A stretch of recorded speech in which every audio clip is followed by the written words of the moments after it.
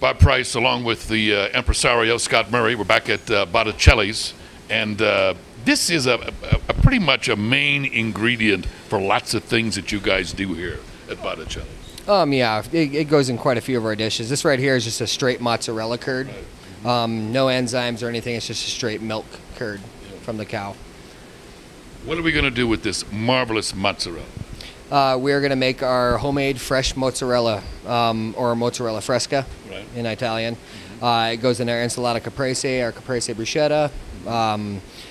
Goes in some of our other dishes, our merende, pizzas. The caprese is the appetizer that I have all the time. Yes. With the nice fresh tomatoes. Fresh mozzarella, fresh Roma tomatoes, a little bit of infused oil and basil. Yeah. And the one thing that's nice, Scott, is that the slice of mozzarella you put on there, okay, it's not a little thin, bitty slice. It's a nice cut of it. Well, yeah, it's about 3/8 of an inch to half an inch, right around there. Yeah, it's a pretty popular dish. It's really light, good appetizer, good salad.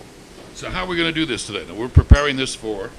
Well, yeah, this is just what we're going to do. We have a salted water over in a pot. You want to get that up to boiling. Have an ice bath ready. The salt is going to give it a little bit of flavor. It doesn't have any flavor. Basically, what they do with regular mozzarella is they'll take this mozzarella, add enzymes to it, forming it into logs, and then they age it for a short period of time. That's where you get the tanginess from. Mozzarella fresca with the salted water, it's just a clean flavor. There's no enzyme, so the salt adds a little bit to it.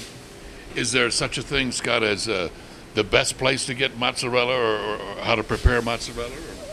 Well, yeah, you want to be careful with how much you handle it. When you go to steep it and you're working it into the balls, you want to be careful with overworking it. It'll create it to be tough. As far as mozzarella to buy here in town, you could probably find some. Polio is a big one that you could find in grocery stores. It's a little bit more firm than what we have. Most of that's because it's not soaked in a brine. Now, this has come out of the hot water yet, or no, right? No, not yet. This right here is just chilled. It's crumbled. And then what we're going to do, take some of the salted boiling water. Okay. This is salted boiling water. And you're going to want to steep that. Sometimes you might have to adjust the volume of your water in order to get it to where it's workable. You want to have it to where it's nice and soft before you start working it. Very hard to work with. You got to have some pretty thick gloves or doubled up gloves if you're not used to putting your hand in hot water. So this is this is real hot salt water that we're kind of basting the mozzarella in. Yeah, you're just gonna let it soak in there. It's gonna soften all the cheese to where you can form it into a ball, almost like you're forming a pizza ball. There's other things that you can do with it. You can take and stuff it with fresh basil leaves and small cherry tomatoes. They call those bocconcini.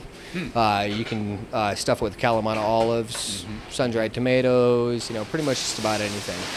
Or roll it out, you flatten it out and you can actually roll it and stuff it with prosciutto, basil, sun-dried tomatoes, and that's basically a roulade.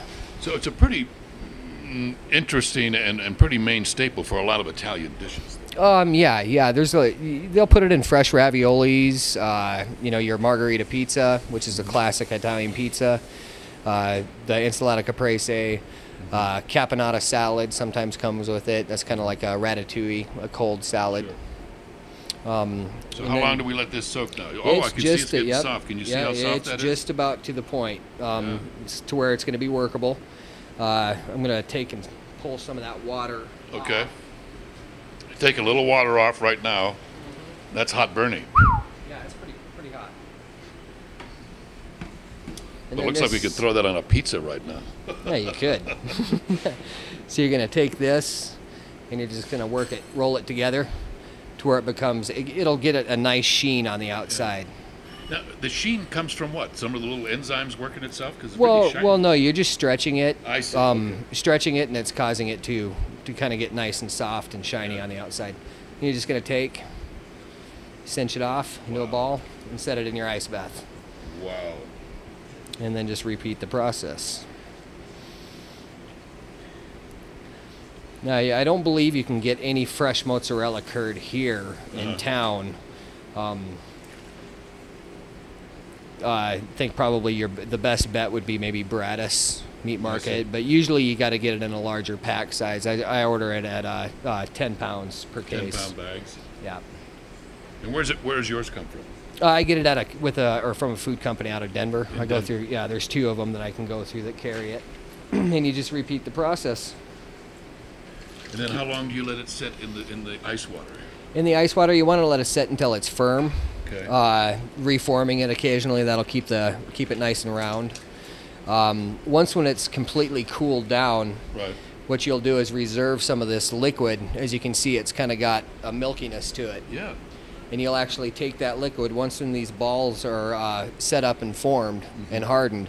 Then you just you have the liquid cooled, and then you just re-soak it in that liquid, and that's going to help also soften it because it's like a brine. It's got the salt water in it, so that'll make it a little bit softer. That's what's different about the ones that you can get in the grocery stores usually is they're not soaked in the brine, so they're going to be more firm. They're going to be almost as hard as a regular mozzarella cheese, but not with the flavor. You know. So when you put this back in what you've just kind of called a brine, this is cooled down, right? Correct. Then how long do you does the whole thing then go into the fridge or not? Yeah, the whole thing goes in the fridge, and it'll actually sit in that brine for a week, up 5 days to a week. Right. And you can pull that out individually as you need it and use it for what you need. And is that about the life of the fresh mozzarella? Yeah, 4 or 5 days? Yeah, you don't really want to go too much further out than that. We do this at least once a week. Do you? Yes. Yep. And it's, like I said, it's 10-pound batches. Buoy run features with it, and so it's. So how are these doing now? These are still a little bit soft. I see. But yeah, they'll be nice, firm balls. They'll once it soaks in the brine, it'll soften up. The skin on the outside gets a little bit light, But yep. Looks like I could take a couple of those home with me. You can if you'd like. Yeah. Scott Murray and some of that fresh mozzarella that you find right here at Botticelli's.